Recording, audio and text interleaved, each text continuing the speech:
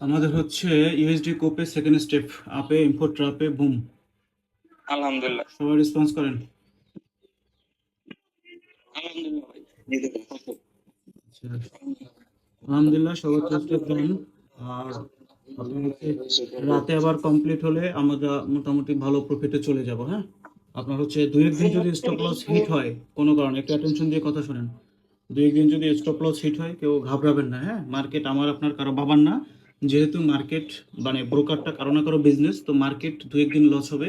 Even হচ্ছে এই ইন্টেনশনটা রাখতে হবে যে উইকলি আমাদের দুই একদিন লস হইতেই পারে। ওকে, তো আমরা হচ্ছে অলওয়েজ ফোকাস দিব সপ্তাহ শেষে আমরা কি করছি, 15 দিন শেষে আমরা কি করছি, মাস শেষে আমরা কি করছি। হ্যাঁ, একদিনের স্টপ লস বা একদিনের প্রফিট টার্গেট দিয়ে মার্কেটকে কখনো জাজ করা যাবে না। এবং একটা ট্রেড লস হয়ে গেলে একটা ট্রেড প্রফিট হইলে এটা দিয়ে কখনো মার্কেটকে জাজ করা যাবে না। ওকে, আচ্ছা, আপনি যখন রাত্রে আপনার প্রফিট যে লস লেগেছিল তখন চাইছিলাম যে আবার ট্রেড করুন, না কিন্তু না ওইটা আপনার করা বস যাবে না। আমি দেখে আমি অনেক তো কষ্টে ভাই নিজেরা কন্ট্রোল করছি। হ্যাঁ, গ্রেট গ্রেট গ্রেট গ্রেট।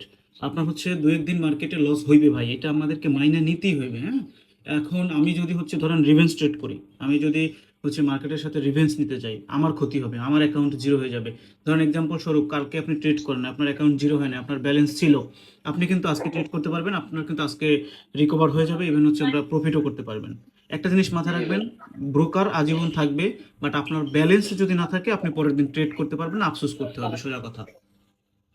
জি।